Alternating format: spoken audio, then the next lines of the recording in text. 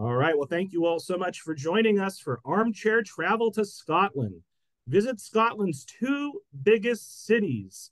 Edinburgh is royal and stately, while Glasgow is brash and edgy. But both have rich history, amazing museums, and incredible architecture. And there is always time to stop at a pub for a pint and some fish and chips. You're talking my language, Jeff. So tonight's program is led by the traveling librarian, Jeff Klapes, who's the retired head of reference services at the Beebe Memorial Library in Wakefield. And he is an avid traveler and photographer. And I think we've hosted him at least a dozen times, and we've co-hosted him with other libraries probably another dozen times or so. He's one of my favorite speakers. So let's give a big virtual round of applause to Jeff for joining us here tonight. And Jeff, you can take it away. Thanks so much. Thanks so much, Robert. And thanks everyone for joining. I'm going to share my screen and we'll get started right away. Share. There we go. Hope that looks, there. Okay, that looks okay. Welcome for those of you who, thank you to those of many of you who have been to so many of my programs. I feel like I'm almost on the staff at the Tewksbury Public Library because I've done so many programs for them.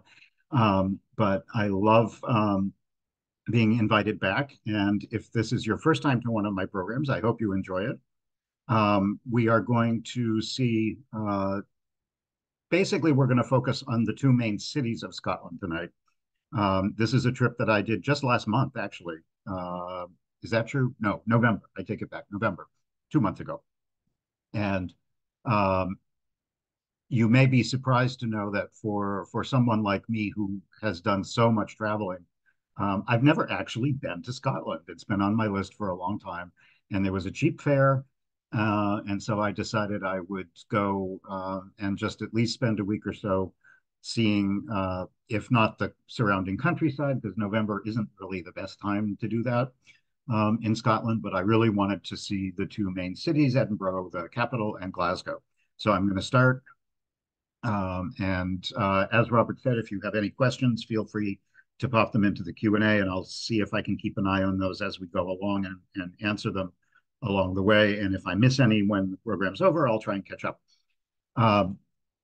It's funny because despite a horribly rainy forecast, which is not unusual for Scotland at this time of year in November, I had 8 days of completely beautiful, clear, sunny, and reasonably warm for November weather, which is very uncharacteristic. And you can see here, this is flying into Glasgow Airport over some of the scenery in the west of Scotland. In fact, we got a beautiful view of Loch Lomond, which you can see over on the right. Putting Scotland on the map, just a little basic information. It's about 5.5 million people, so slightly smaller than Massachusetts, which I think is edging up closer to 8 million at this point. And it's funny because if you look at the map and see the size of Scotland compared to the size of England, England's population is 10 times as large as that of Scotland. And even Massachusetts, which is roughly the same geographic area, has like 2 million more people. The two cities that we're going to look at tonight, Edinburgh, which is the capital, has about 500,000 people. Glasgow is slightly bigger, around 600 or so. But roughly, they're both about the size of Boston, for those of you in Massachusetts.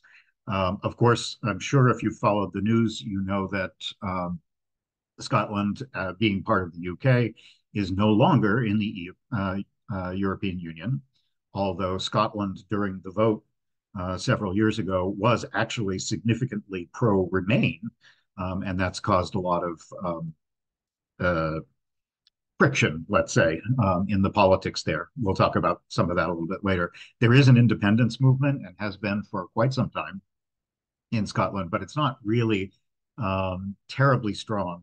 And a number of the efforts that they have had to move towards complete independence from the UK have not really gone anywhere. We'll see if that happens again sometime in the next few years. We'll talk more about some of the governance later.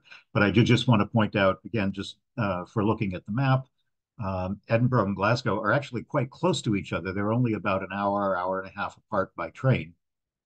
um, in the lowlands, right in the middle of the country.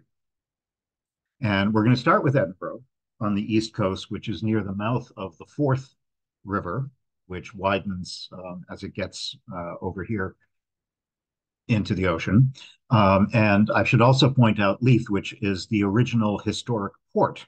And actually, even today, it's the current port as well for the city. The historic city is actually about 3 miles or so from the coast. I also just want to point out a couple things we're going to see later. Over here, we're going to visit the Forth Bridge, which is a very famous historic monument from the 19th century. And we're also going to go, it's not actually marked on the map, but we're going to go visit Rosslyn, which is just a few miles straight south from the center of Edinburgh a little bit later. You can see from an aerial view the large number of green spaces in the city. Holyrood Park is the largest one over here on the right, but there's also Calton Hill, which we'll visit, and the Meadows, a number of other parks throughout the city, which make it a very beautiful place to stroll around. I stayed in a hotel called the Royal Scots Club, which is actually a private club started after World War I to honor Scotsmen who died in World War I. But today it has an attached hotel that you can stay in, and you can enjoy, if you are staying in the hotel, you can enjoy a lot of the elegant public spaces that are part of this hotel. So there's some beautiful public rooms, including a lounge that you can have drinks in. There's a bar, a wonderful restaurant, very elegant dining room up on the first floor, where you can start every day, if you can stand it, with a full Scottish breakfast, which of course has eggs any style, tomatoes, toast, bacon. You can't see hidden under the bacon is blood pudding, sausages, all kinds of stuff.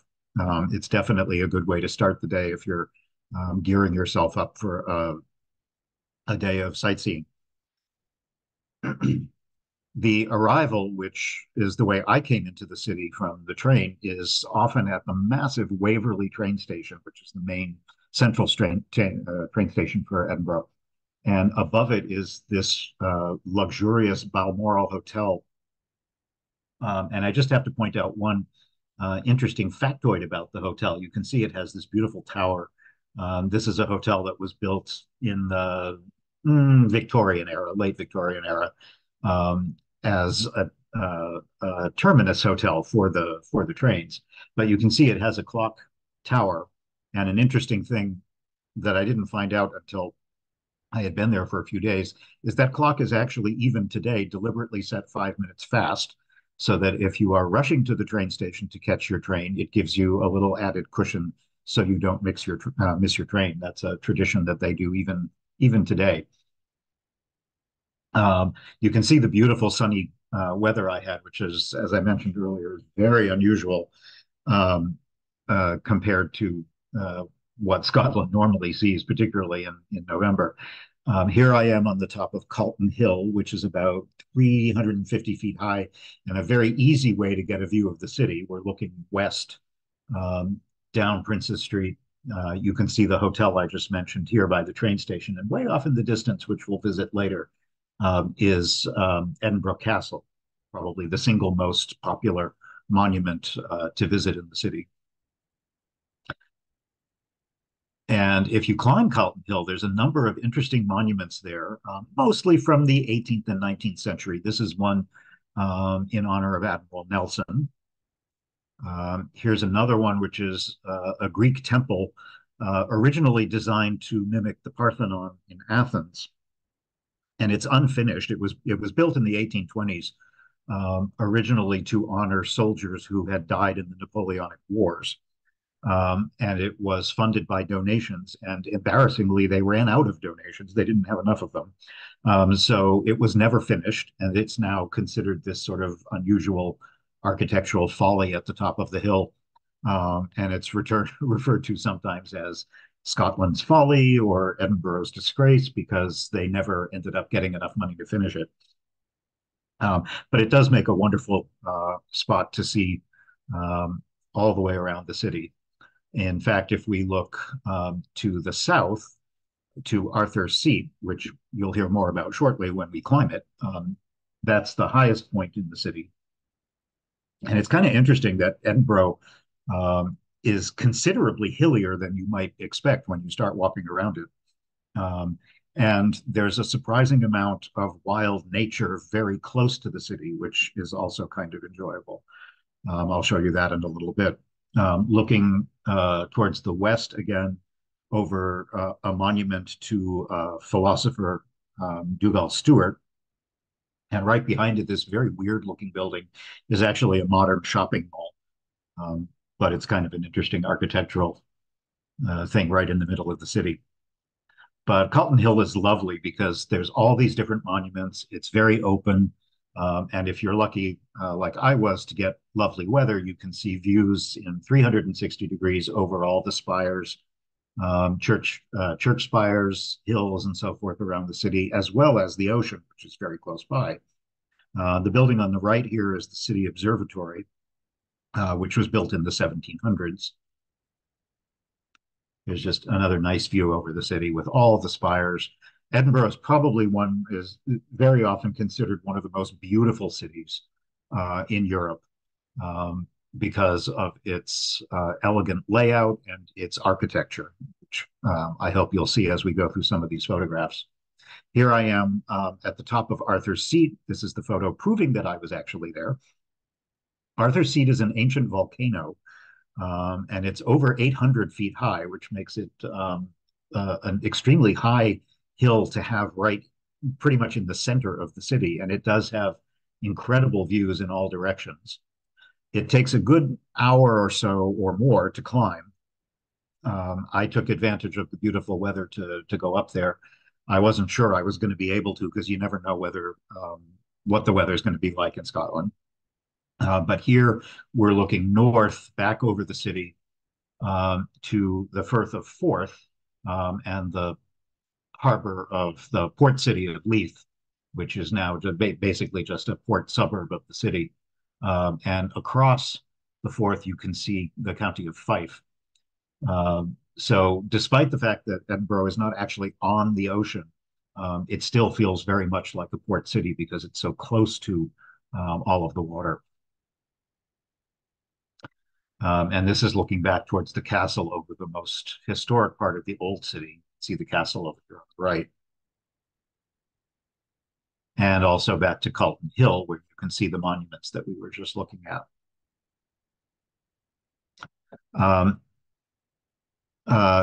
The Arthur's Seat is actually part of what is called Holyrood Park, which is a very, very large wild park right in the middle of the city. The name of Arthur's Seat actually has nothing to do with King Arthur. They say it's probably a corruption of an old Gaelic term meaning high place, which is very logical given the height of it. And you can now climb up along with hundreds of other people, particularly on a very nice day like the day I was there. But it's such a large park that you will have enough space to yourself, I think. But it's a fairly strenuous climb. Although there's some nice, part of it is paved, part of the path is just hard packed dirt. But as you get closer to the top, it gets much more rocky. So if you have any kind of mobility issues, you might want to think twice about it because it's reasonably strenuous. You can see how wild it is, though. It's funny. I have to show you something funny about this picture that you may not notice right away. This is looking up to Arthur's Seat, way up at the top. And I didn't realize as I was taking this photograph that there is actually, I accidentally caught a picture of this guy peeing in the shrubbery. So the poor guy doesn't realize that now he's part of a travel presentation being seen in America. One of the big buildings very close to Arthur's Seat and the park is this very modern structure at the base of the mountain called Dynamic Earth, which is kind of it's a science center and it has a planetarium, and it's a great spot if you're traveling with children. It's a nice diversion if the kids want something that's a little more interactive than some of the other kinds of museums that Edinburgh has to offer. But I think one of the best things for me, those of you who've been to my presentations before know that my background is in architectural history, so I'm always fascinated by architecture in the places I travel, and it's probably one of the most enjoyable things about Edinburgh. Here's a gorgeous hotel. There's a lot of beautiful Georgian architecture, wonderful streetscapes with elegant Georgian townhouses like you can see here. The Georgian period, of course, is related to King George, and it was kind of around the late 18th, early 19th century, and is very elegant, very symmetrical, usually. If you think about Bridgerton, if you've ever watched Bridgerton or thought about Jane Austen, that's the time period we're talking about. And a lot of the architecture is very appropriate for that era. There are some fancy official buildings like this one. But of course, Edinburgh being an extremely old city also has a lot of stuff like this. I love this building in the Old Town, which is at the very top of the Royal Mile. We'll see that in a minute. So I'm going to start you at probably, like I said, the best known of all of the sites to see in the city, which is the castle, Edinburgh Castle, which is on the top of another ancient volcano, just like Arthur's Seat. And there has been a castle on this hilltop since at least the 12th century, although much of what you're seeing here was built quite a bit later. I would recommend getting there early. You can buy your tickets because it's so popular. It's well worth it to buy your tickets online ahead of time. So you can buy a timed ticket and get there early. And I was lucky enough to get the first tickets of the day. Again, this was November, so there were plenty of visitors, but it wasn't as crowded as it would be during the summer months. And if you get there first thing in the morning, I actually had probably a good 30 to 45 minutes where the castle was almost empty before people really started to get in. And in addition to being a beautiful historic monument, you can explore all over the castle complex, but you see amazing views right in the center of the city. Here you can see the train station, the museums, the new town across the street, across the park rather, which we'll explore in a little bit. And way off in the distance, you can see Calton Hill, where we were just a little bit ago. The castle spans many centuries so that you can see elements from the medieval period and even earlier. The oldest part of the castle is a small chapel called St. Margaret's, which was built in the early 12th century and is considered the oldest building in the entire city.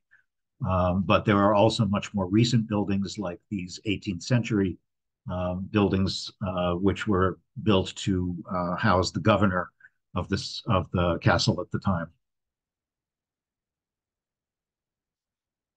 And you can explore pretty much every nook and cranny of the castle complex, which is kind of nice. And there are a number of different museum installations that talk about the history of the castle, the history of the city. This building that looks like a church is actually not. It looks like it could be a medieval church, but it's actually the Scottish National War Memorial. And it's not old. It was built in the 1920s. And inside it is, as it sounds, a war memorial to mainly to people who at that point who died in World War I, along with earlier conflicts as well. You can also explore the historic castle, which has a number of period rooms that have been beautifully restored. So you can see a lot of the interior spaces, including the 16th century Great Hall, which you can see here, and also the Scottish crown jewels, which, if you've seen the crown jewels in London, they don't quite compare to that, but they're still pretty darn impressive. And I was lucky enough to be there first thing in the morning, so there was no line. I just walked in and saw them. Here's another great view looking east towards the North Sea. Again, you can see the county of Fife way off in the distance. and Prince's Street, which is the main commercial street, um, and separates the old city from the new city. And over here is the main train station.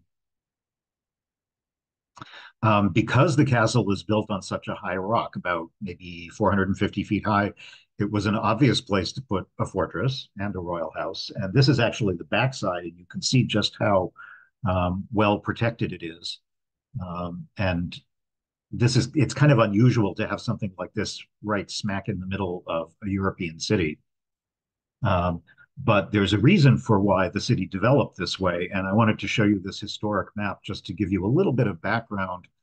This is from the time of Queens Elizabeth of England and Mary, Queen of Scots, roughly, showing the development of the old city. Here's the castle over in the west, way up on its hill. And this long road that goes down to the east is now called, it still exists, and it's now called the Royal Mile, and is another one of the most popular sites, attractions to visit in the city. But you can see the development of the original city all along this spine. The Royal Mile is actually built kind of along a ridge, and on either side, the hillside slopes down from either side of that street. There was a small lock in the middle here, separating what was the original old city from what was later developed across the loch as the new city. It was since filled in, and actually the loch, which you'll see in a little bit, is now one of Edinburgh's main public parks, and it's where the train lines come into Waverley Station. This is a church I just happened to stumble across called Greyfriars Church, with its beautiful graveyard. It was closed while I was there, so I didn't get to see the interior, but it has a beautiful churchyard. Another one of the main sites to see is Holyrood Palace, which is at the opposite end. If you go all the way down the Royal Mile towards the east, you will come to Holyrood Palace. And that was built starting in about the 1500s with James IV and James I. They moved the royal residence at that point from the castle down here, hiding in the back. On the right, I'm sorry, on the left rather, is the oldest part of the castle, and behind it, I'll show you something. Show you this a little bit closer up in a minute. This is Holyrood Abbey, which is now ruined. But you can tour the entire complex. The fountain in the center courtyard is actually from the 19th century. It's not as old as it looks. And here's a closer up view of the very oldest part of the palace. It even has a little doorbell, which I thought was kind of funny for a palace of this size. It makes it seem like you could just stop in for the afternoon and see the Queen and see if she's in by ringing the bell. It's built around this beautiful courtyard in Georgian style, and it is still used today for official functions, obviously. Here is the Abbey, ruined partly because of damage in the 16th century from invading English armies, and also the Scottish Reformation. But also partly because, unfortunately, just because of subsequent neglect, it was never really restored.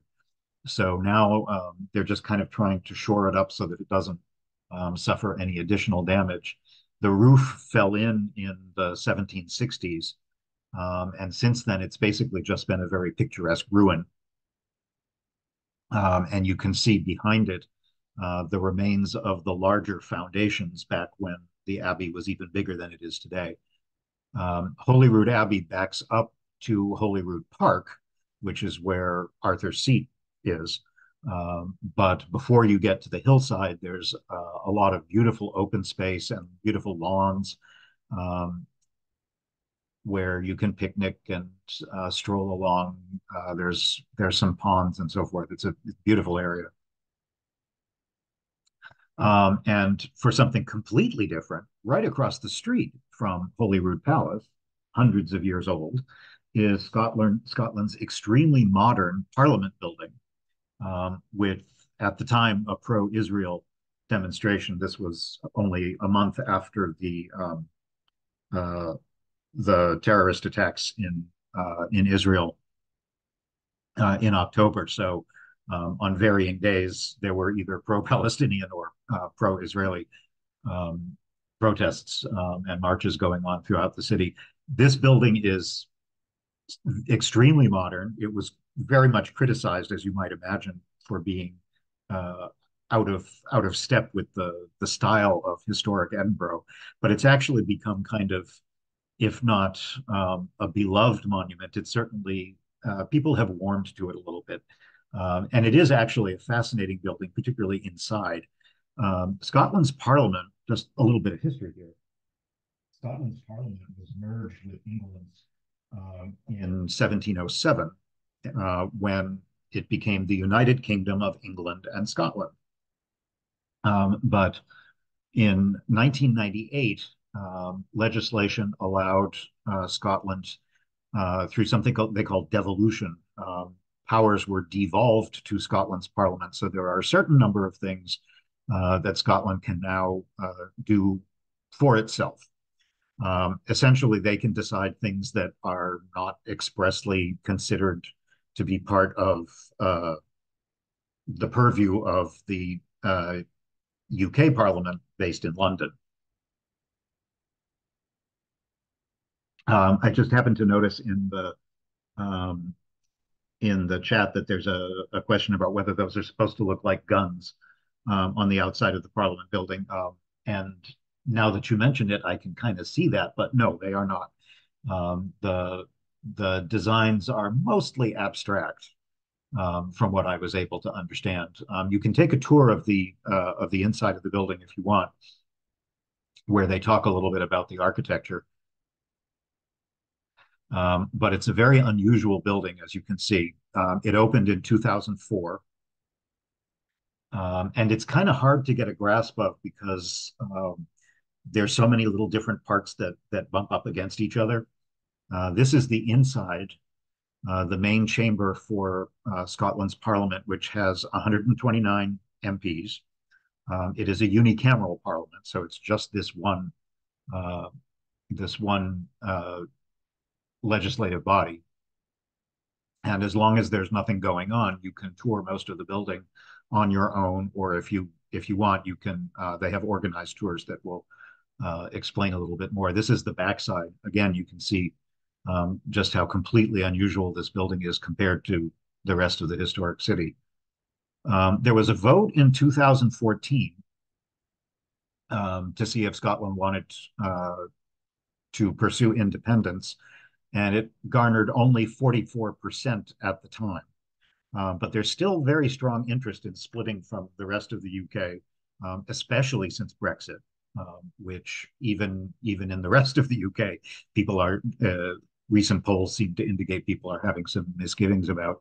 The Scots actually opposed Brexit by a fairly substantial margin. So there's always been this friction where they were essentially forced out of the European Union by the vote that came from the other parts of the UK. Again, just some more pictures of the building from different angles.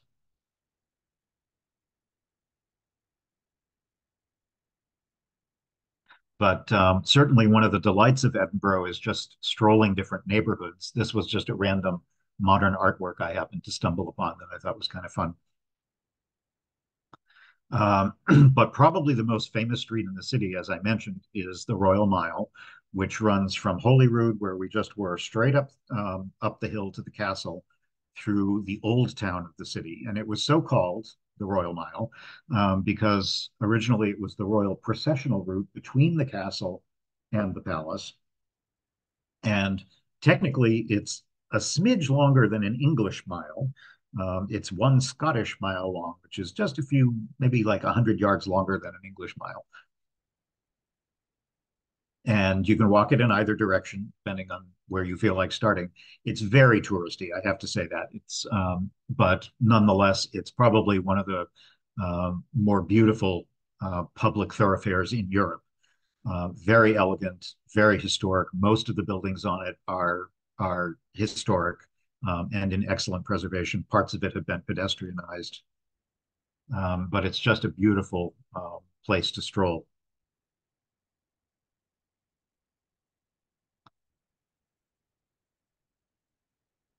You can see lots of touristy things like delicious hog roasts if you want, or bunny wee gifts, and plenty of schlocky tourist stuff that you can buy. All sorts of things: sweatshirts, t-shirts, cows. This is a plague. If you're into rubber ducks, you can get one that looks like the plague doctor from the Middle Ages. All kinds of rude or humorous cheesy fridge magnets and other things having to do with kilts and men in kilts.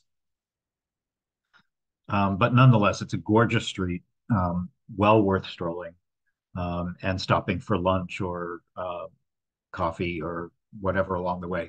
If you're into whiskey, I'm not actually much of a whiskey drinker, but if you are, whiskey obviously is very big in Scotland, as it is elsewhere in Britain and in Ireland. And you can do tastings. You can buy. This is a store that had all kinds of different ones to choose from, all different price ranges and with different flavor um, uh, styles, I guess. And you can taste often many of these places to compare the different ones. If you have any Scottish connections in your family, which I know many people, certainly in the Northeast here, do, should you happen to need a kilt, there are also a number of places where you can get one made made for you.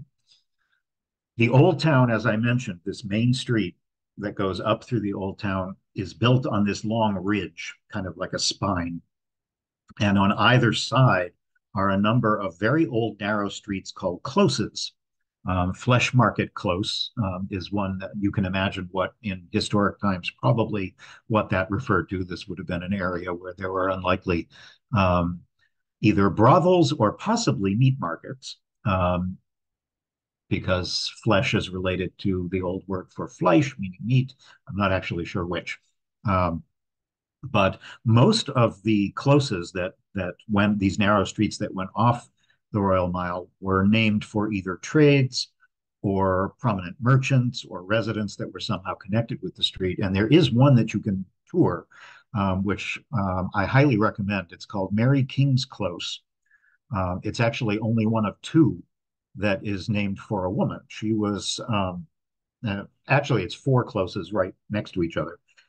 She was a major merchant, fairly wealthy merchant, unusual in her day for being a woman. And there were four parallel closes. This is a model where you can see from the main street these narrow little roads that went down in between the buildings, spilling down the side of the hillside.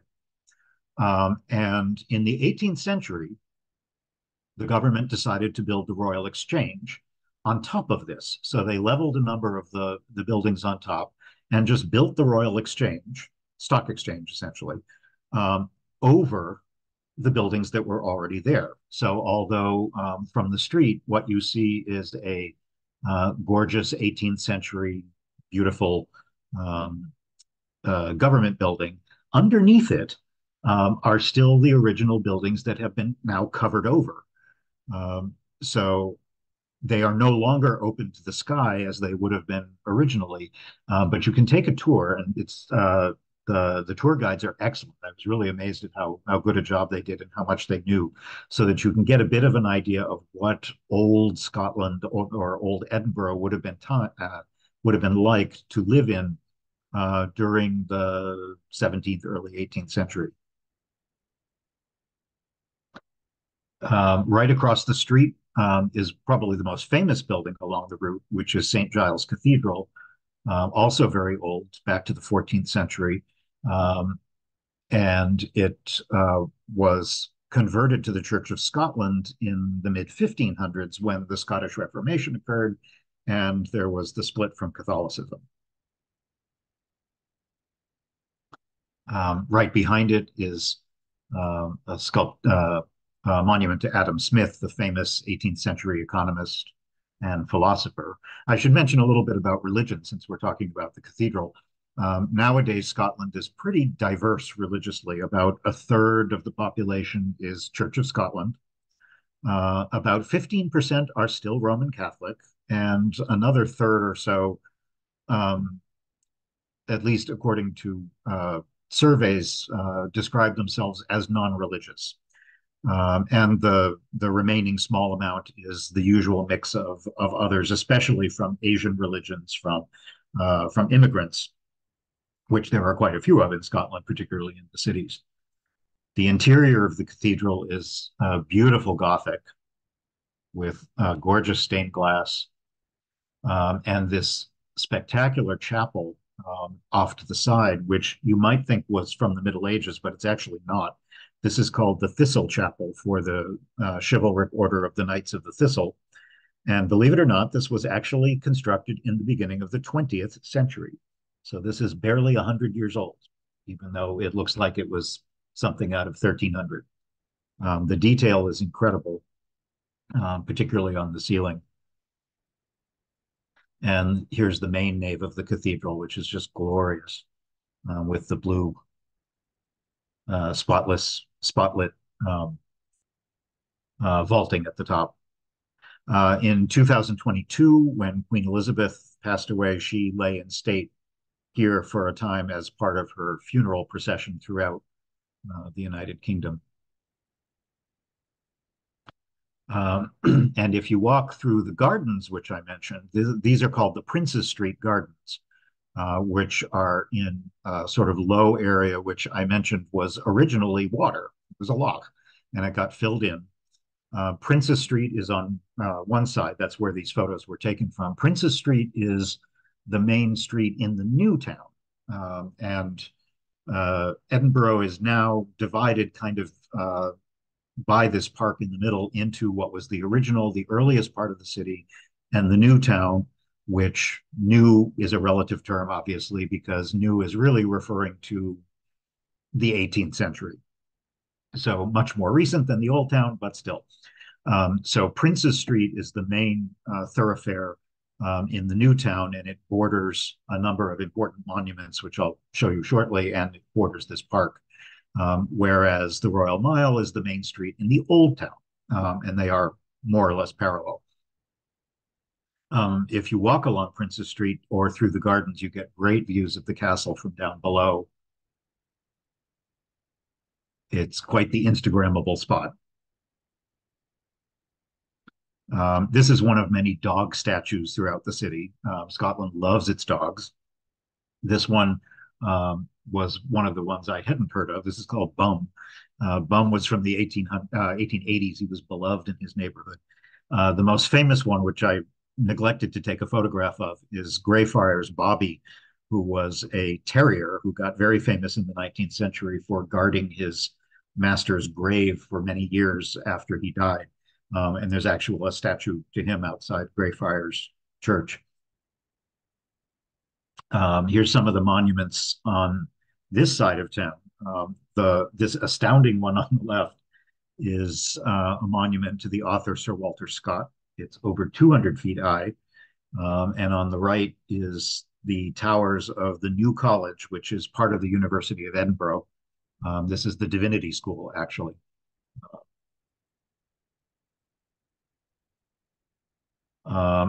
If you are anywhere in the UK, of course, you have to have fish and chips.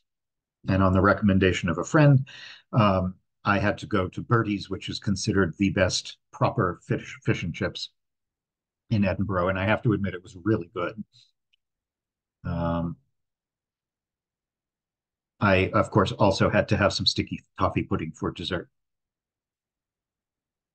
And although I'm not much of a beer drinker myself, one thing I love about the UK is how easy it is to get a wide variety of ciders, which I do like. So that's what I tended to drink when I went to pubs. This is the street that that particular restaurant is on. It's this stylishly curved street called Victoria Terrace, named for the Queen, Victoria, and it has these great colorful buildings. And up above, you can kind of see this promenade, which is elevated, so you can actually walk along here and look down onto the street. And it gives a bit of an idea of just how hilly Edinburgh is. Not just the places, the big places like where the castle is or where Arthur's Seat is. The rest of the city has some pretty substantial hills in it. It's also a magical city at night. This is that same house that I showed you earlier at night, and they light up many of the monuments, like the castle itself, and just a lot of the beautiful little atmospheric streets that you can stroll around. Looking back down towards the new city, Princess Street is across the back. The two big buildings that you see in the foreground are the National Galleries of Scotland. I didn't have time to go to those, but they are supposed to be well worth the visit. Here's a close-up. And of course, the views of the castle, looking back up over the gardens. Because I was there in November, beginning of November, but nonetheless, Scotland was really big into Christmas, like 2 months ahead of time. So even though it was the beginning of November, an incredible amount of Christmas decorations were all over the city. A lot of buildings were lit up with red spotlights. This used to be the Bank of Scotland. Now it's a swanky restaurant, and clearly they know how to decorate. Here's another streetscape of Edinburgh. There are a number of these crescents or circles, which are a very typical urban design element from the Georgian period. We're now in the new town, which is on the north side of the city. Lots of elegant Georgian townhouses in a row. You'll often see crescents like this, or what they call circuses, which is a complete circle. And usually in the middle, there will be a park, often a private park, which only the residents are allowed access to. And here's a very typical fancy Georgian entry. You'll often see a lot of very beautiful, bright painted doorways. And even the less fancy neighborhoods like this one still have beautiful rows of stone townhouses. And a popular place to live nowadays there are different names for these. They're often called mews. They're little back alleys. This one is actually behind one of the other crescents, and they were originally for carriages, stables for horses, servants' quarters, and so forth. But these days, many of them have been spiffed up and are extremely desirable and expensive housing, particularly because they're a little off the beaten path and they're quaint and have cobblestone streets and so forth. This is one of the nicer ones with its picturesque church steeple in the background. If you want a little more drama, here's the residence of the Prime Minister, which is on Charlotte Square. And just to the left, the doorway here is called Georgian House, appropriately, because it's a Georgian style house, and it is now a house museum, which, if you're interested in that time period or that style of architecture, it's a great place to visit. It's part of the National Trust now, and it's a private home that was built for a wealthy family in 1796. And you can tour it on your own, and they have a number of really good docents and tour guides throughout the building to answer all kinds of questions. Again, as I mentioned earlier, this is kind of the time period, if you've watched Bridgerton on TV or you're into Jane Austen, this is the kind of atmosphere that era would have evoked. Beautiful interiors from the late 19th and late 18th rather, and early 19th century for a well-to-do family. in an urban environment. And like many house museums of this type, they do a good job of not only showing you where the family would have lived, but also the below stairs part of the house. So you can see where the servants lived, where they cooked, where they did laundry, and how a house of this type would have been run, because it took quite a lot of effort to provide all the services necessary for that kind of family. Here's the wine cellar. And I loved this. You'll never guess what this funny thing is on the left. This is actually uh, a piece of luggage, and it was specifically custom built to carry the silver, the family silver, if they traveled. So each one of these oddly shaped little compartments is for a piece of silver, a gravy boat, whatever it might be, so that they could transport the silver if they were going to London or somewhere else or to a country house. They could take everything with them. Another really nice spot to visit that's not too far from the center is called Dean Village. Dean Village is very old as a neighborhood and was once originally a very prosperous mill village that was actually outside the city, but over the centuries, particularly since the Industrial Revolution and more recent development, it's kind of been swallowed up and is now just a neighborhood of downtown Edinburgh. And today it is very chic, very upscale. But it's kind of a world unto itself. It has the river, which is called the Water of Leith, that runs through it, and that's what would have powered the 11 mills that used to be here. And many of the original buildings have now been turned into this one. Actually, this was called Well Court, was built in the 1880s as workers' housing, and now it's fancy apartments and public spaces and so forth. But you can also, from Dean Village, you can stroll along the waters of the Leith quite a ways. There's a beautiful walkway kind of down in this glen that's very protected and forested. So it's a nice way to escape the hustle and bustle of the city. Along the way, there's some beautiful monuments and sculptures. This is called St. Bernard's Well, and is the site of a natural spring that was originally thought to have healing powers. And if you keep going, you will eventually, to the north of the city, end up in the Royal Botanical Gardens, which are quite old. They were founded in 1670 by the royal family, and they have a nice view back over the city from the hills and lots of areas to stroll through. Trees, they have trees and shrubs and greenhouses showing plants from all over the world. And even though I was, again, there in early November, which is not the ideal time to see plants in Scotland, there was still quite a lot of beautiful greenery and fall foliage and so forth. So as a public park, it's beautiful. Plus it's free, which is also nice. So it makes a very restful oasis if you want to just explore a little bit and see some beautiful gardens. This actually is a glade of magnificent sequoias. And here I am enjoying, I'm pretending I was in Greece, even though I was in Scotland, because the weather was so nice. It was kind of hard to believe that I basically had 8 days of pleasant, warm, sunny weather, which is almost unheard of in Scotland. So I'm going to take you on a couple of quick side trips from Edinburgh also. This is to a few miles south of the center of the city is Rosslyn Chapel.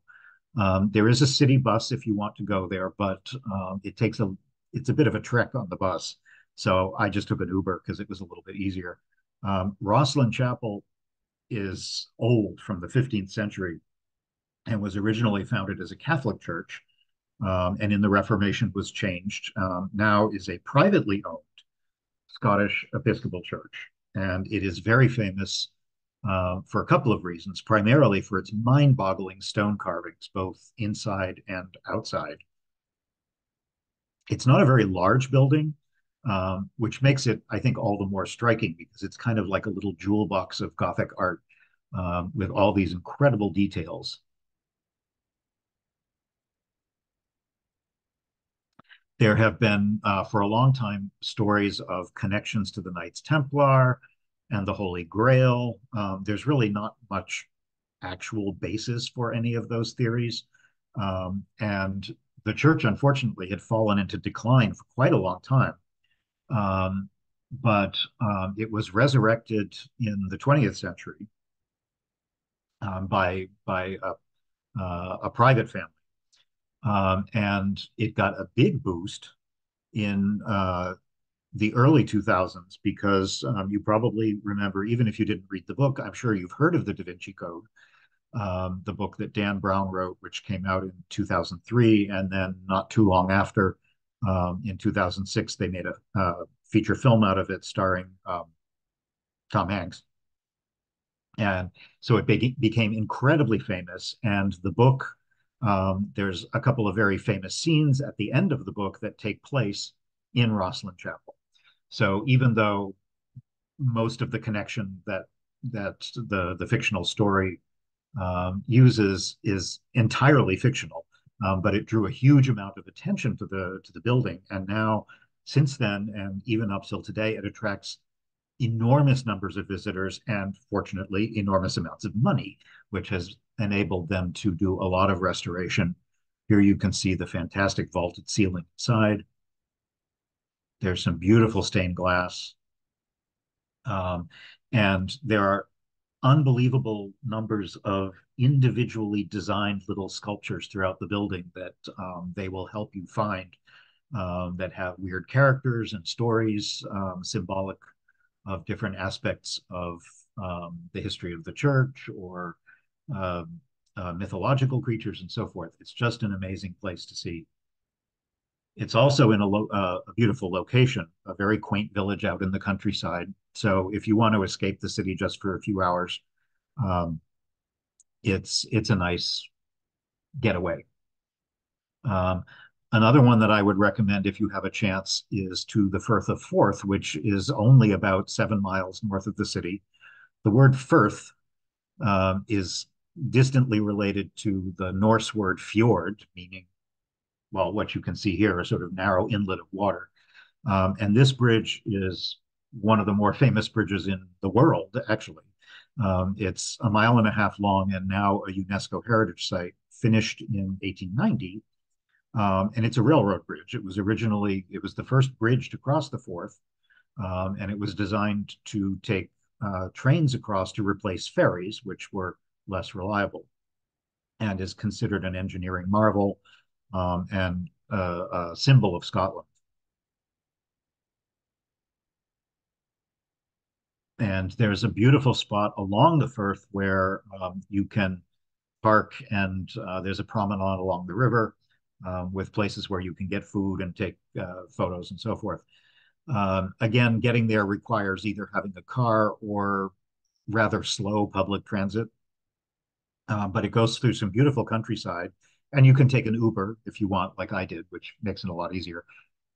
But in addition to this bridge, you can also see the other two bridges that cross the Forth at this location, the Queens Ferry Crossing Bridge, which is in the middle. That's a cable-stayed bridge completed fairly recently in 2017, and also the earlier Forth Road Bridge from 1964. Both of those are for car traffic. I made a special point to walk 2 miles out of my way. This is what the traveling librarian does for you, so that I could see Scottish Highland Castle, known, and I can't really do a Scottish accent, but there they call them Airy Goos, which they actually are. They are very hairy cows. They have shaggy coats, long horns, and are another popular symbol of Scotland. You can buy all kinds of plush ones in the tourist shops and so forth. But I was very excited that when I drove by with my Uber driver, we happened to see a couple of them. And so I made a mental note of where they were and hiked back to them on the way home. He has a convenient built-in back scratcher, as you can see. Back in the city at night, just a few more pictures of the gorgeous city decked out for Christmas, decorations and shopping. Here's the hotel over the train station. Even the weird modern shopping center gets lit up at night. Being a public librarian, I always have to go to the public library, which is here. But I also wanted to highlight probably if you're going to do one museum in the city, definitely do this one. It's one of the major attractions in all of Scotland, actually. It's two buildings in one, historic one and more recently built one, with the National Museum of Scotland. The older part of the building is mostly sciencey stuff, technology, natural history, that sort of thing. And then the new building attached to it, which was built much more recently, focuses on art and the history of Scotland. And the collections are magnificent, as well as the building. Even if you only go through it, make a quick pass through just to see the architecture.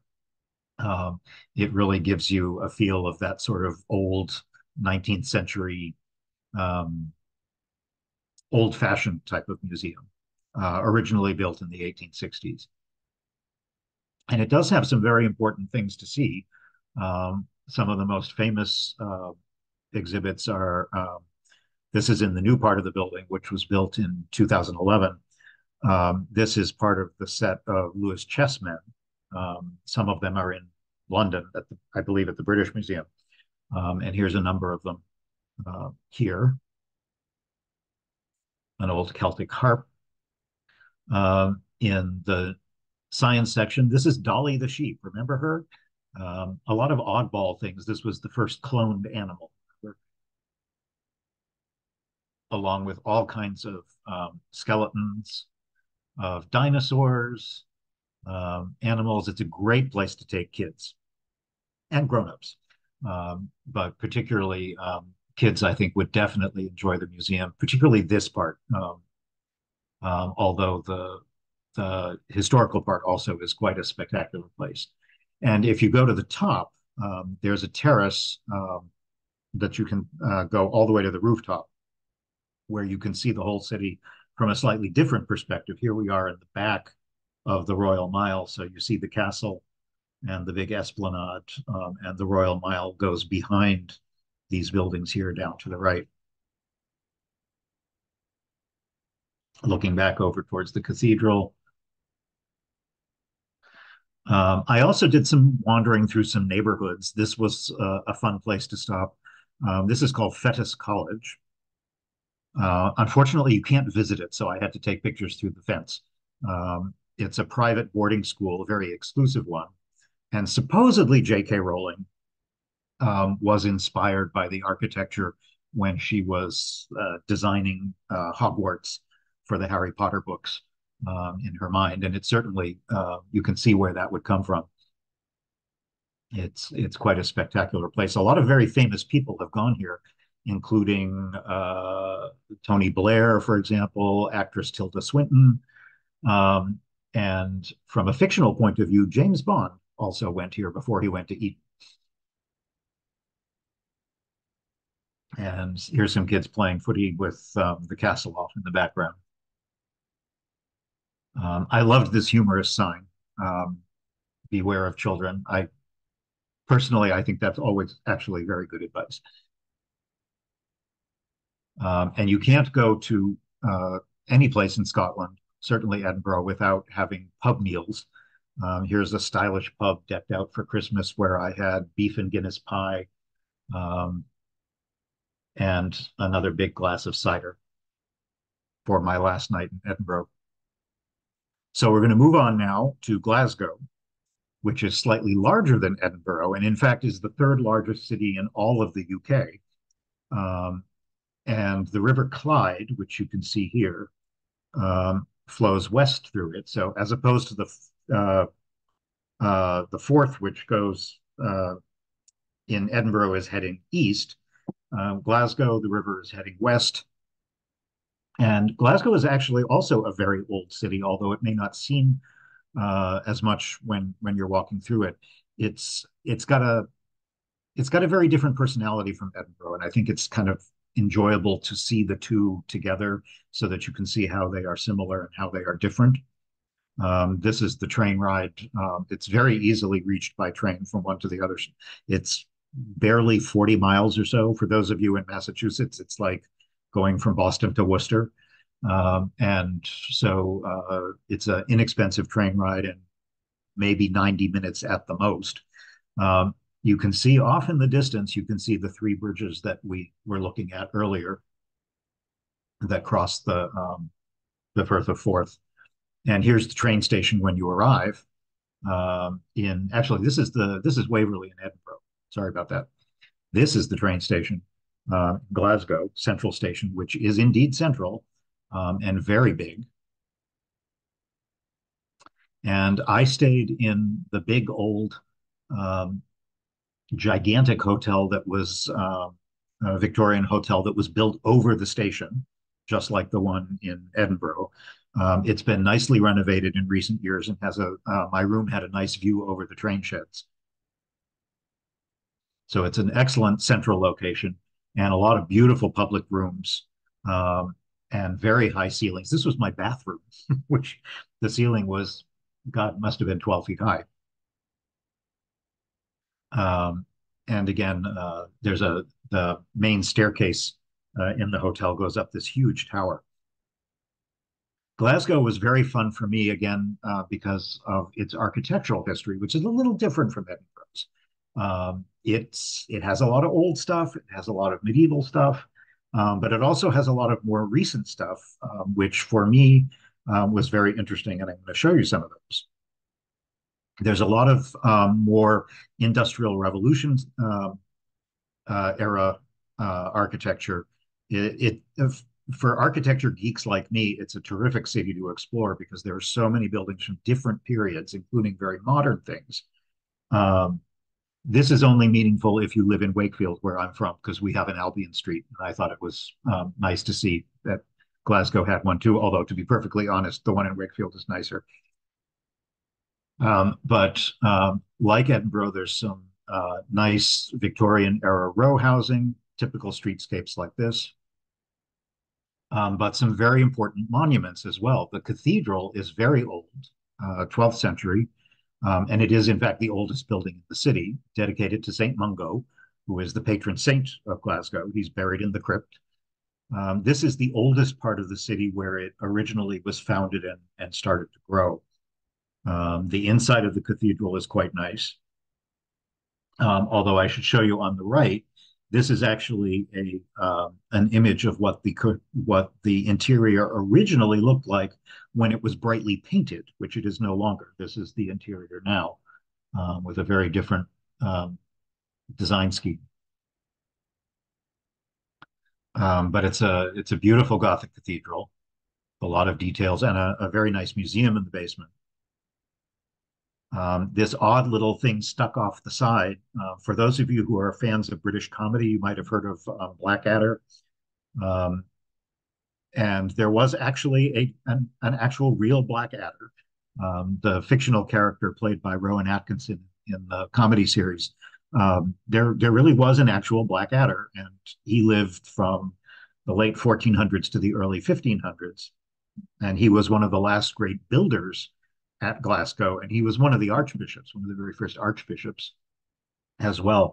And this is called the Blackadder Isle, which is a little thing that got stuck onto the side of the cathedral. Behind the cathedral is this hill called the Necropolis, which is a very pleasant garden cemetery with very nice views. Beautiful place to kind of stroll around. Again, I was lucky with the weather. And it's reached by crossing what's called the Bridge of Sighs to the world of the dead on the opposite side. And unless you're obsessed with Scottish history, I wouldn't say there's a lot of really famous people buried there, but there are certainly some very beautiful tombs like these, and it's very atmospheric, and of course has an amazing view This is looking south towards the river, some of the industrial areas of the city, and back towards the cathedral and the bridge. Very close to the cathedral is this building that looks ancient, but it actually isn't. This building was built in the 1980s, believe it or not, but it is built in what they call the Scottish baronial style. And it's a museum named after Saint Mungo, the patron saint, and it is dedicated to religion, world religions, not just religion in the UK, but religions across the world and the art that represents them. Another big monument in the center of Glasgow is the City Chambers, what we would call City Hall, which dominates George's Square, the main central plaza. You can take tours of this building, and even if you don't take a tour, it's worth it to stick your head in just to see the extravagantly decorative and apparently very expensive when it was built interior decorations that have marble and mosaics and murals and elegant fancy lighting fixtures and this massive marble staircase, which has actually been used in a number of films as a stand-in for the Vatican in Rome. When they have to do films, they use this as a stage set because you could easily see this being part of the Vatican. I unfortunately didn't get lucky on the timing to take one of the free tours through the building, but as I said, you can still wander around a good part of it on your own. It's also a very beautiful building at night if you have a chance to wander around in the evening. Glasgow has probably more than Edinburgh. I think Glasgow is a mix of old and modern. So here you can see some very modern buildings, some commercial buildings from the early 20th and 19th centuries, and a subway. Edinburgh does not have a subway, I should point out, although they have pretty good public transit. It's mostly buses and trams, whereas in Glasgow, there is a pretty good circular subway system that it's not ideal for tourists because it tends to, many of the places it goes are probably more useful for residents, but it's not terribly expensive. And so if you're trying to avoid a lot of walking, it is a good way to get around. Here's another few examples of the variety of buildings around the city. It has much more of a grid pattern than Edinburgh does. And again, the incredible variety of buildings. There's Victorian on the left and this amazing Art Deco thing called the Beresford, which was built in the 1930s as a hotel. And now it's been converted into very upscale residences. Another commercial building in the downtown area. And I was impressed at the public toilets. Even the public toilets are architecturally quite impressive. Here's some more Victorian era buildings. A lot of the ones that you'll see in Glasgow are sandstone or brownstone. Like you can see here, they're very warm red color.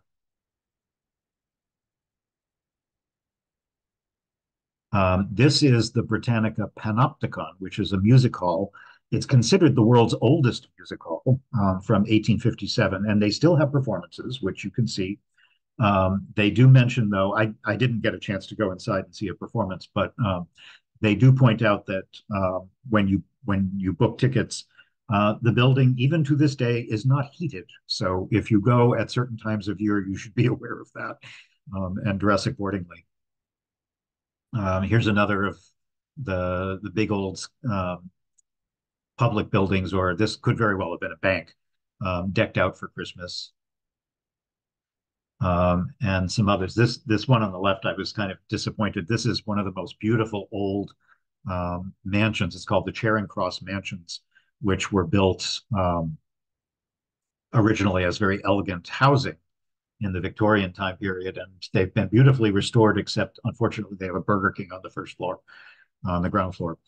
And on the right is a Georgian style building that looks like a church, but it's actually called Hutchinson's Hall, and it was built as a hospital, which it is no longer. It's now a fancy restaurant, like many other things in Glasgow. Another fancy hotel decked out for Christmas. This building I found amazing whether you looked at it night or day. It's completely covered with these incredible uh, wrought iron decorations. And this is on Buchanan Street, which is the major shopping street in Glasgow, and it's almost entirely pedestrianized, which is terrific. You can stroll for block after block, and there's musicians performing and all kinds of things to eat and places to stay, entertainment. It's a wonderful public space. This unusual building is a Sikh temple, catering to the immigrants who practice the Sikh religion. And for those of you who are fans of Doctor Who, I came across a number of full-size TARDISes randomly placed around the city. Another thing that Glasgow is famous for in more recent years, they started this about maybe 15 years ago. It was a project to revitalize a lot of sort of dumpy buildings by using street art. And there are now dozens of these murals across the city. And you can either stumble upon them randomly, which is not hard to do because there are so many, or if you want, there is an actual trail where you can actually do a walking tour so that you manage to see all of them strolling across the city. But there's quite a few, and they're huge. These are not little tiny murals around like, on the side of a small building. Most of them are 3-4 stories high and incredibly detailed and all different styles. Another of the major attractions in Glasgow is lovely Kelvingrove Park, which is 85 acres on the west side. I got up early and strolled around in the fog. There's beautiful paths for cycling and walking, lots of monuments. The one on the left is Lord Kelvin, who the park is named after. He was a physicist. You may have heard of the Kelvin temperature scale. That's the guy it's named after. And on the right is Joseph Lister. I don't know why there was a cone on his head. I assume it was just a prank. He was a famous chemist who studied antiseptics, hence Listerine, which you might have used to freshen your breath. But the highlight in the park is the monstrous Kelvingrove Museum, which, like many of the other places that we've seen, is completely free. And it's an unbelievable building. The sun came out after a couple of hours of my strolling around the park. The current building is from 1901. The museum actually started earlier than that, but they moved into this facility in 1901, and the building is just mind-blowing. One side of it, like the museum in Edinburgh, one side of it is devoted to art and history, and the other is devoted to the sciences. And in between is this fantastic lobby, which you can kind of get a sense of the scale from these little people down at the bottom. And they also have this massive organ, pipe organ, which if you're lucky, you may be able to catch an organ recital. They have those periodically throughout the week. And so here's the hall, the main hall on the science side of the building. And again, on the opposite side, they have arts and history. It's definitely one of the most dramatic sites in all of Glasgow. 20 years ago, they did a major refurbishment, so it's even nicer now. Note in the background, this little tower here, I'm going to show you that in a second. Just across the street from the museum is the equally huge Kelvin Hall, which complements the museum but was built a little bit later, and it's mostly an exhibition space for temporary shows. And then kind of behind that tower that I referred to is part of the University of Glasgow. So it's not even a maybe 5-10 minute walk away from the Kelvin Grove. And it's called the Hunterian Museum, part of the university complex. And it's another great place to explore, not just for the collections, but also for the beautiful architecture, which is certainly reminiscent of if you've been to Oxford or Cambridge in England. You really feel almost like you're stepping into a set for Harry Potter.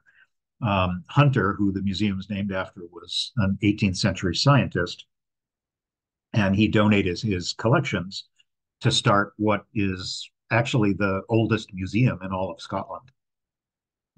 And so it takes up part of this university complex that surrounds the medieval cloister. That's the tower that you could see a little bit before.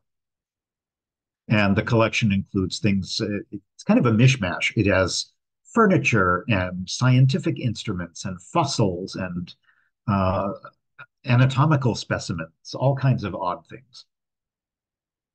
Here's the entry lit up for the holidays. And there's 2 courtyards. This is the opposite courtyard where you can see the chapel for the university as well. And you're probably getting a sense of what a lot of these museums look like on the inside. They're very 19th century in style. This one almost looks a little bit more medieval, with grand galleries and balconies with all kinds of fascinating exhibits, and a monumental grand staircase. The area around the university is quite nice. And because of the university, it's getting a little bit more upscale because there's so many students to support the businesses. This tiny little alley called Ashton Lane used to be nothing terribly special, and now it's become a really trendy place with bars and pubs and music venues and so forth. There's even a Scots Gaelic school in that area. And I should mention a little bit about the language because it has declined significantly, as you might guess, especially since it was actively suppressed in Scotland over the last 150 years due to various politics. These days in Scotland, only about 1% of the total population can fluently speak Scots. They pronounce it Gaelic, actually, as opposed to Irish Gaelic. And most of those people live way out in the Western Islands, the Hebrides. There's been a bit of a revival and some attempts to keep it from dying out completely, but it's hard to imagine that those efforts are going to be enough to really resurrect it. Certainly not to the level that Irish Gaelic is spoken in Ireland. As in Edinburgh, Glasgow also has a botanical garden, which is nice. Again, even in the fall, it was very nice for a stroll, especially since they have these beautiful Victorian greenhouses where you can go in and get warm, enjoy the tropical air, see some interesting plants from around the world. But I have to talk, before we close the program, I can't do Glasgow without talking about some local architecture that is specific to Glasgow. And some of you may have heard about Charles Rennie Mackintosh, who was a Scottish, both an architect and a designer. He was born in 1868, died in 1928, and his famous Glasgow School of Art, which you can see here, was unfortunately very badly damaged by a fire in 2014. And they did some significant renovations, and unfortunately, it's hard to believe, but in 2018, it was damaged by a fire again. So now they are trying to come up with the funding. Mostly it's covered in scaffolding. You can see a lot of that down here. This part here is actually the building. This is a photograph pre-fire to show you kind of what it looks like. There are plans to restore it, but it will take a lot of time and a lot of money, unfortunately. But because it's so integral to the history of the city, it's likely to happen. You'll probably recognize a lot of Macintosh design, even if you are don't think you know it. If you've ever watched American Horror Story, the typeface that they use is Macintosh in style. He was a major figure in the British version of what we call the arts and crafts movement, which is similar to Art Nouveau and the Vienna Secession. And it had different names in different parts of the world. William Morris and Frank Lloyd Wright were contemporaries of this time period, uh, doing their own personal versions of this kind of style. The focus, regardless of where you happen to be, whether you were in Vienna or America or Scotland, is that it emphasized non-machine made designs. This was a sort of reaction to the Industrial Revolution and trying to go back to handmade designs. And also with influence from other countries like Japan. Frank Lloyd Wright was very influenced by Japan, and so was Macintosh. And most of the famous names like Macintosh and Wright and so forth designed not only the architecture, but also everything else that went with it. So the furniture, the accessories, the doorknobs, everything. And there are a number of places in Glasgow where you can see Macintosh buildings. This one here called the Lighthouse. Unfortunately, it's down a narrow street, so it's hard to see the building from far off. It's named for the tower you can see here, and was built in 1895 as a newspaper publishing house. Now it's a design center for the city. This is another one in a slightly different style with ceramic tile on the outside. Also a newspaper house. It was built for the Daily Record, the Glasgow Daily Record. If you go to the Kelvingrove Museum, there's a whole section devoted to Macintosh design, where you can see examples of his furniture here, and some of the kinds of wallpaper designs that he would have done, glass designs, and so forth. If you're familiar with Frank Lloyd Wright, you can definitely see some comparisons. Even though they never really knew each other, but they had a lot of similar inspiration. So you can see that they were heading in similar directions. One of the best places to actually experience his style for real is a place called the Willow Tea Rooms, which were built by Macintosh in 1903 for a woman named Catherine Cranston, who ran a tea house.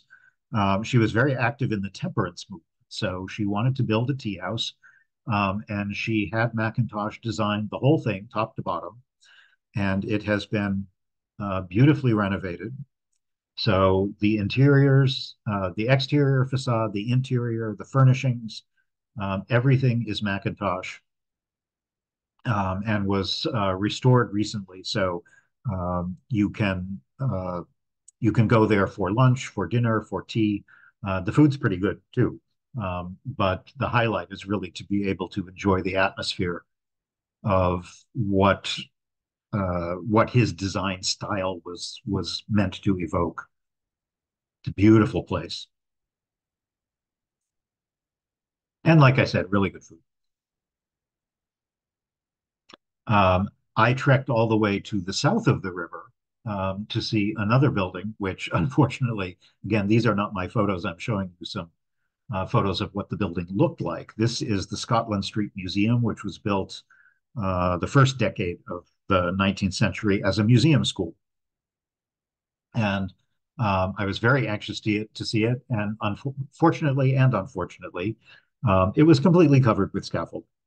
So the good news is the scaffolding is because they're trying to restore and renovate it and reopen it as, if not a school, probably more likely an exhibition space. The bad news for me is I wasn't able to see it except for this. But oh well, it's an excuse to go back to Glasgow at some point. And I also highly recommend just strolling along the river. Glasgow is very connected to its river. Edinburgh, of course, doesn't have a river and is pretty far from the water. So Glasgow has a kind of different relationship with the water. The Clyde, has a promenade that goes not just through the city, but in fact goes for miles. You can walk all the way along the river, all the way to Loch Lomond, if you're so inclined. And you can start, as I did, in the east of the city at Glasgow Green, which is a lovely park. This building in that park is called the People's Palace, another sort of Victorian exhibition space. And there's monuments and fountains. This is the front of it. And there's an amazing building that fronts onto the park called the Templeton. This was from 1892, was originally, you'll never guess, it was a carpet factory of all things. And it's been restored and is now part of a mixed use complex. So it has offices and restaurants and shops and things like that.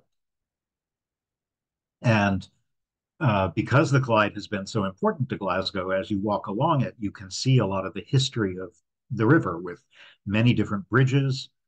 Even though Glasgow is quite a ways from the open ocean, it was a major seaport for both shipbuilding and trade. There's a number of bridges across it. Most of the sites in Glasgow are north of the river. But again, walking along it, I think, is a good way to get a bit of a history of a sense of the history of the city.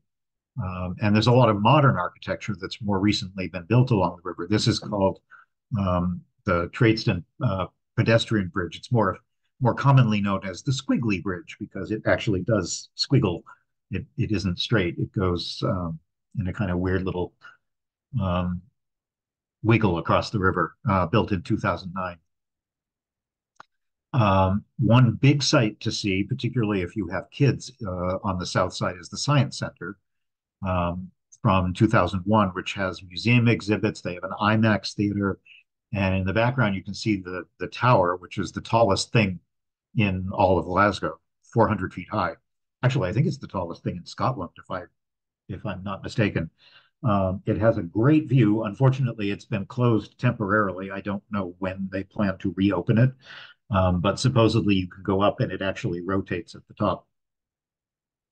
But the Science Center is huge, absolutely massive. So you could spend an entire day there with your kids. This is looking back up the river towards another bridge called the Clyde Arc. And the big cantilevered crane that you can see on the left there is one, it's left over from the 1930s and is really the only one left at this point. Most of the others have been torn down, but this one they deliberately left as a reminder of the city's industrial history along the river when this was a major shipbuilding area and also a major trade center. This unusual looking building is called the Armadillo locally, and it's an auditorium. Some people have drawn comparisons to the Sydney Opera House, but actually what it's really supposed to recall, according to the architect, is a number of ship hulls, because this was the area where Glasgow's shipbuilding industry was focused. Again, if you like whiskey, there are a number of places in Glasgow, just like elsewhere in Scotland, where you can taste it, buy it. The Clydeside Distillery, which you can see here, has been making whiskey for over 100 years. And you can take a tour of it and also taste it and purchase it if you want. And at the very end of the walk along the river is another great place for kids, a very recent building called the Riverside Museum from 2011, which focuses almost exclusively on transportation and technology. So it's the building itself was designed by Zaha Hadid. I don't know if you've heard of her. She's a very famous Iranian architect. She only has a couple of buildings in the U.S. Much of her best known work is elsewhere in Asia and Europe. And her design, she actually passed away a couple of years ago, but her firm still designs under her name and tends to build very sinuous forms. And this is a good example of that right along the river. And right next to it Old and new is the tall ship Glenlee from 1896, which was originally built as a cargo ship. And you can get on it and explore it top to bottom. And the inside of the museum, which is enormous, has displays of cars and trains and boats and ship models, tram cars. There's things that you can ride, all kinds of stuff for kids. It's got a history of virtually every form of transportation you can imagine. There are railroad cars, tram cars, subway cars. Anybody who likes tech stuff um, could spend easily a whole day in that museum. They are building yet another pedestrian bridge right next to this museum, which will make it easier to cross to the south side. And this is that bridge under construction. Eventually, it's going to pivot on that concrete pylon there, pivot 90 degrees to connect the two sides. Supposedly, they're going to finish that and open it later this year.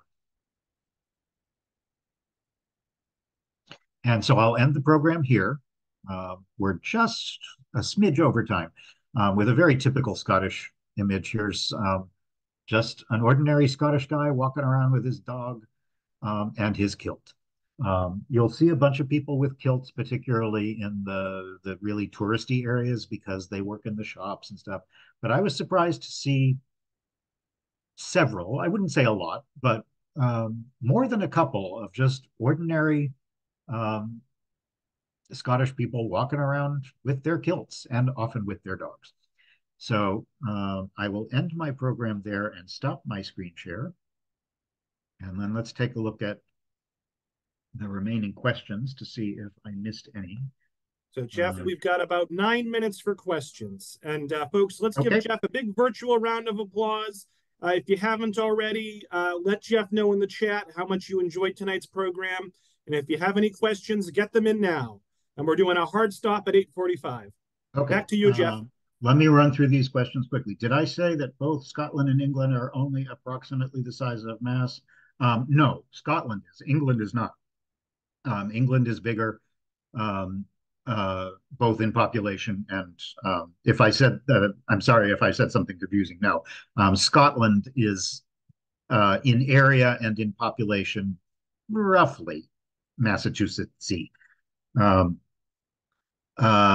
When was I in Scotland? I think I mentioned I was there beginning of November. I thought that Princess Street was the main street. Yes, I think I mentioned that. Princess Street is the main street, the main commercial drag for the new town of Edinburgh, whereas the Royal Mile is the main drag for the older part, the old city of Edinburgh. Have I eaten haggis? No, I don't feel the need to. I'm an adventurous eater, but I just don't see the need to eat haggis. They have vegetarian haggis, but that seems to kind of defeat the purpose. Were there ever any Scottish Jews? That is a very good question, and I don't know the answer, but I will look it up. And when Robert sends out his follow-up email, I'll see if I can find an answer for you. My guess is probably not very many, but I honestly don't know for sure. Is the Ferris wheel that appeared a permanent thing? A lot of cities now. London has its eye. Paris has its wheel. Everybody has a wheel now. And I don't know if the one in Edinburgh is a permanent fixture or not. It was pretty big, like bigger than your average Ferris wheel. So I'm guessing it's probably there as part of a permanent way of revitalizing that whole park district, but I'm not entirely sure. How much of my planning was done ahead? What camera did I use? Believe it or not, I do have a good camera that I like to use. This particular trip, I used my smartphone. Every single photo that you just saw was taken with my smartphone. And I'm kind of amazed at how smartphone cameras have improved dramatically. There's a lot of stuff that I still really feel I want my genuine camera for. But this trip, everything you saw was taken with my Samsung Galaxy. How much planning do I do ahead?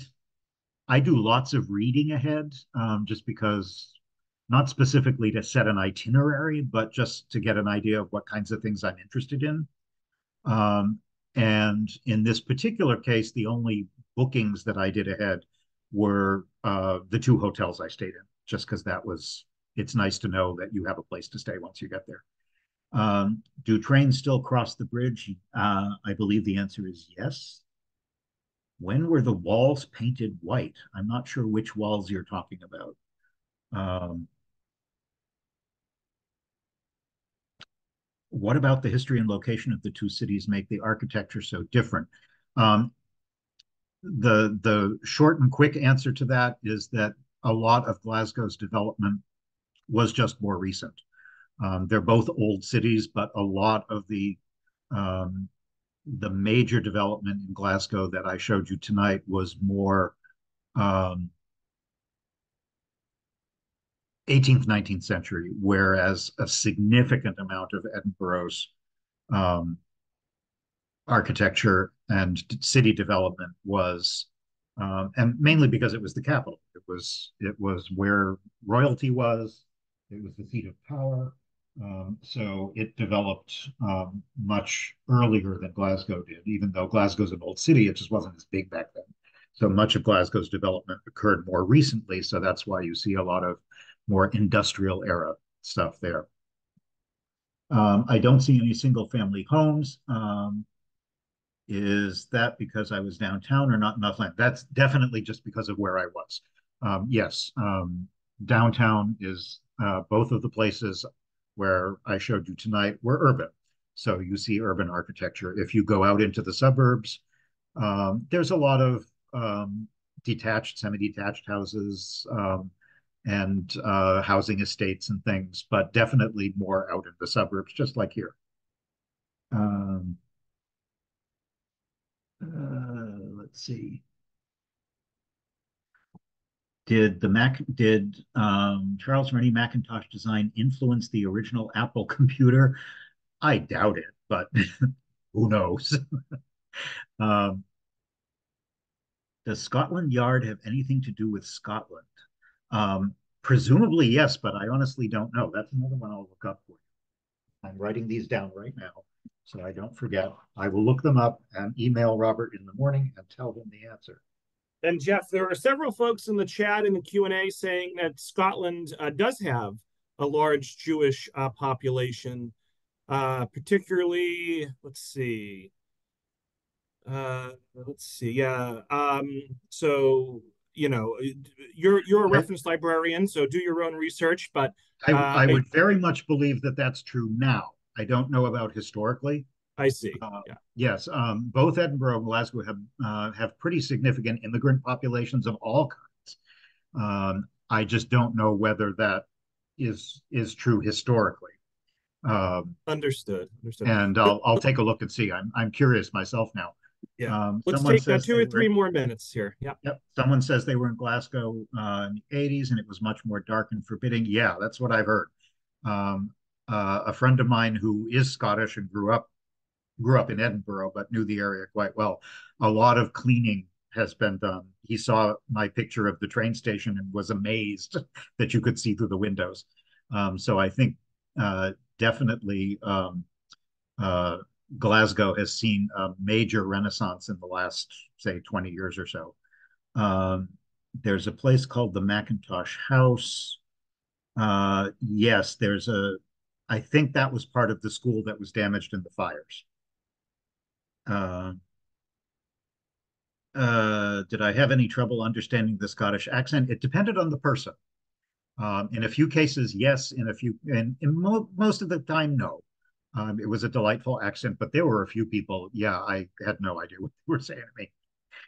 Um, it was not a busy time for traveling. November is not high season in Scotland. I just got really, really lucky in the weather. Um, what is the location? Oh, did they ever clean the outside of the buildings? Yeah, that just costs money. So when they renovate places, they certainly do that. Um, what is the location of the view behind the speaker? Oh, you mean my uh, I have a house in rural Greece, and that's it. Um, Cacti in Scotland. Yeah, I have heard that some Glaswegian accents are hard to understand. Yes, as I said, there were definitely quite a few that were hard. Most of the time, no. How long was I there? I was there for 8 days. I spent 4 days in Edinburgh and 3 days in Glasgow, which I think was a good amount of time to. I could have certainly spent longer, and I definitely want to go back and spend more time in the countryside. But if you really want to focus on the cities, I think that's a good amount of time to do that. The blue boxes that I showed you are from Doctor Who. Those are called TARDISes. Uh, Google Doctor Who. It's a famous science fiction, classic science fiction show, and you'll find out what those refer to. Um, do I recommend renting in the old part of Edinburgh? Are there trains to highlights? Uh, yes and yes.